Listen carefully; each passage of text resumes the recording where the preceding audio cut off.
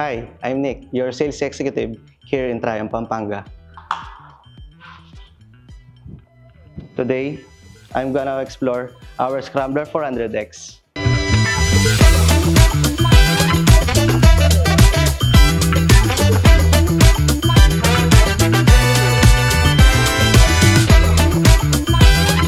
This bike, sa classic bike, kung makikita nyo po, ang kanyang headlight ay gawa sa LED. And also, ang kanyang signal light ay gawa rin po kanya sa LED.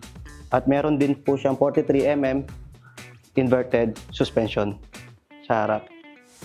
Then also, ang kanya pong TFT display, analog TFT display po siya. And some protection po, meron po din siya naka-install na handguard. Ang kanyang side mirror po is standard po, good for classics. This Scrambler 400 ay meron siyang 30 liters tank capacity. Ang para naman sa ating radiator, meron siyang some protection na radiator guard. Para naman sa ating gulong, sa ating wheel, meron siyang 19 inches ang laki niya sa harap. Then para naman sa kanyang caliper, meron siyang brand na Vibri. ABS na rin po ito. Harap and likod, ABS na po siya. And dito naman tayo sa likod. Kung mapapansin nyo, itong sa likod natin ay meron siyang signal light na LED din ang ilaw niya. Also, din yung tail light, LED din po din gawa niyan. Para naman dito sa likod, meron siyang 17 inches ang laki niya.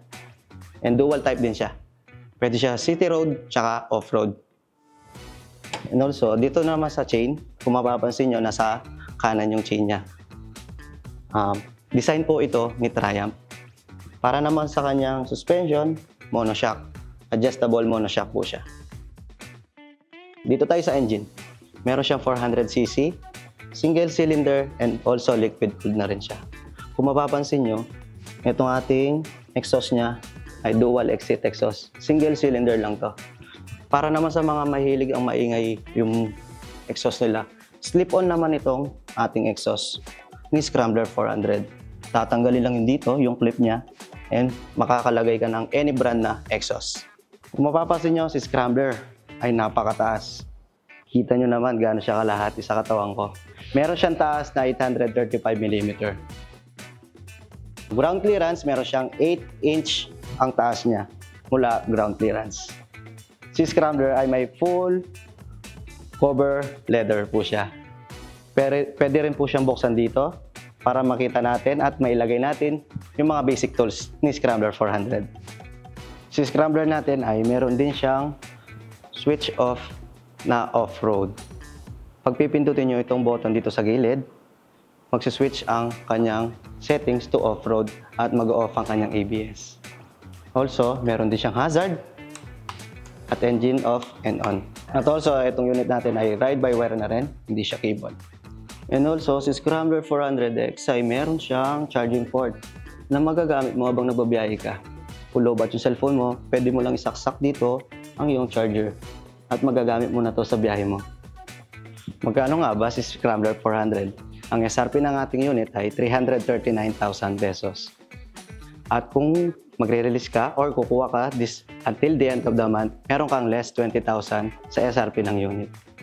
Para naman sa freebies, meron tayong emergency road assistant. 24/7 mo magagamit ito. Halimbawa, nasiraan ka sa daan, pwede ka tumawag doon anytime, 24/7 po.